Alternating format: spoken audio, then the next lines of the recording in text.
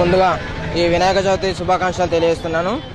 కనీసం కొత్తగూడెంలో చుట్టుపక్కల 10 కిలోమీటర్ల మేరకు ఈ పత్రి అమ్మే వాళ్ళు వినాయకుడు విగ్రహాలు, చిన్న విగ్రహాల దగ్గర నుంచి పెద్ద విగ్రహాల వరకు టోటల్గా ఇది వేల కోట్ల బిజినెస్ అన్నమాట.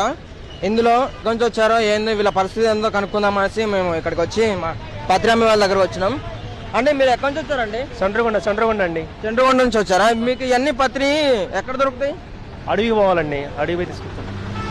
ఓకే, ఈవినింగ్ అయింది, వర్షం వస్తుంది.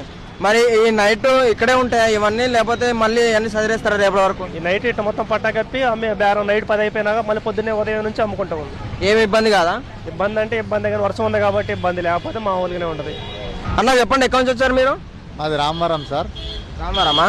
మీకు ఈ పత్రి అంతా ఎక్కడ లభిస్తుంది అంటే ఇప్పుడు ఇలా ఎడ దొరికింది? మేము అడవిలో నుండి చంద్రగొండ అటు మామిడికాయలు, ఎలక్కాయలు అన్నీ సేకరించాము. ఉసిరి మరియు ఈ గన్నేరు, మరి జామ, గరిక, అన్ని రకాల పత్రులు, 21 రకాల పత్రులు అన్నీ కలిపి అమ్ముతూ ఉంటారు. ఈ వర్షం కారణంగా చాలా ఇబ్బందిగా ఉంది, అయినా కానీ వర్షంలో కూడా అమ్ముతున్నాం, దీన్ని సేల్ చేస్తున్నాం. ఈ సంవత్సరమే ఈ కార్యక్రమం మేము చేపట్టాము. నేను కాంట్రాక్ట్ వర్క్ చేస్తాను. నా పేరు ఈశ్వర్ అండి, మాది రామవరం పంజాబడ్డ. కానీ ఏదో రకంగా ఈ వినాయకుడి దయ వల్ల మాకు ఈ వృత్తి ఎంచుకున్నందుకు ఇది బాగా ఉండాలని అందరం కోరుకుంటున్నాం. ఈ పండుగ బాగా చేసుకోవాలని అందరినీ కోరుకుంటున్నాం. థ్యాంక్ యూ అన్న. బాబు వీళ్ళని అడుగుదాం.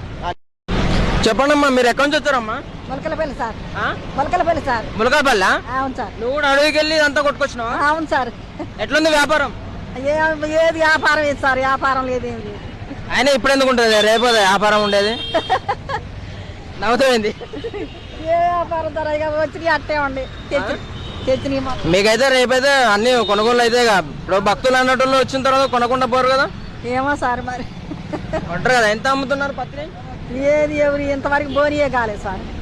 అసలు కట్ట ఎంత అమ్ముతున్నారు? 150.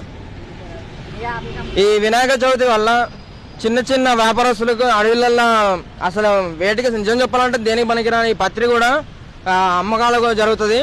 దీనివల్ల చిన్న చిన్న కుటుంబాలలో ఉపాధి అవకాశాలు పెరిగినట్టే దేవుడు మన వినాయక చవితికి చాలా వేల కోట్ల బిజినెస్ అన్నమాట ఇది. ఇలాంటి పండుగలు రానున్న కాలంలో అందరూ ఇంకా చేసుకోవాలని కోరుకుంటూ మీ కుడికాల సురేష్.